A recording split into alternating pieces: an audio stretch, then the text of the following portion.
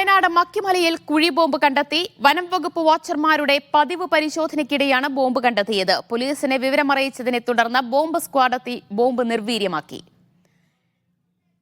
T Anees Ali വിവരങ്ങൾ നൽകും. അനീസലി, എങ്ങനെയാണ് കുഴിബോംബ് ഉണ്ടെന്ന് തിരിച്ചറിഞ്ഞത് വനം വകുപ്പ് വാച്ചർമാർ?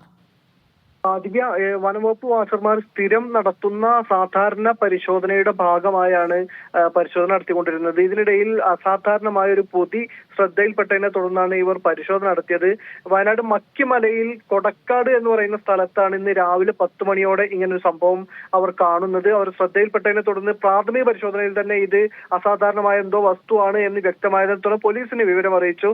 അതിനുശേഷം പിന്നീട് പോലീസും തണ്ടർബോൾട്ടും എത്തി നടത്തിയ പരിശോധനയിലാണ് ഇത് കുഴിബോംബാണ് എന്ന് സ്ഥിരീകരിക്കുകയും പിന്നീട് നിർവീര്യമാക്കുകയും ചെയ്തു. രാവിലെ 10 മണിയോടെയായിരുന്നു ഈ സംഭവം നടന്നിട്ടുള്ള സ്ഥലം എന്ന് പറയുന്നത് മാവോയിസ്റ്റുകൾ ഇടയ്ക്കിടെ വന്നു പോകാറുള്ള ഒരു പ്രദേശമാണ്. നേരത്തെ കഴിഞ്ഞ മാസങ്ങളിലൊക്കെ നമ്മൾ റിപ്പോർട്ട് ചെയ്തതാണ്. അവിടെ പല സമയങ്ങളിലായി മാവോയിസ്റ്റുകൾ വരികയും പോസ്റ്റർ ഒട്ടിക്കുകയും കഴിഞ്ഞ തവണ അവിടുത്തെ വനംവകുപ്പിന്റെ ഒരു ഓഫീസ് അടിച്ചു തകർക്കുകയും ഒക്കെ ചെയ്ത സംഭവങ്ങൾ ഉണ്ടായിരുന്നു. ഇങ്ങനെ നിരന്തരം മാവോയിസ്റ്റുകളുടെ സാന്നിധ്യം സ്ഥിരീകരിക്കപ്പെട്ട ഒരു പ്രദേശത്ത് കുഴിബോംബ് കണ്ടതുകൊണ്ട് തന്നെ ഇത് മാവോയിസ്റ്റുകൾ സ്ഥാപിച്ചതായിരിക്കാം എന്ന ധാരണയിലാണ് നിലവിൽ വനംവകുപ്പും അതുപോലെ തന്നെ പോലീസും ഒക്കെ ഉള്ളത്. എന്തായാലും കാര്യമായ അന്വേഷണങ്ങൾ ഇത് സംബന്ധമായി നടക്കുന്നുണ്ട്. എന്തായാലും ഇത് വളരെ ജാഗ്രതയോടുകൂടിയുള്ള സമീപനം മൂലം വലിയൊരു അപകടത്തിൽ നിന്നാണ് വനംവകുപ്പ് വാച്ചർമാർ രക്ഷപ്പെട്ടിരിക്കുന്നത്. ദിവ്യ, വയനാട് മക്കിമലയിലാണ് കുഴിബോംബുകൾ കണ്ടെത്തിയത്. മാവോയിസ്റ്റുകൾ സ്ഥാപിച്ചതാകും എന്നാണ് വനംവകുപ്പിന്റെ ഒരു പ്രാഥമിക നിഗമനമുള്ളത്. ടി അനീസലിയാണ് വിവരങ്ങൾ നൽകിയത്.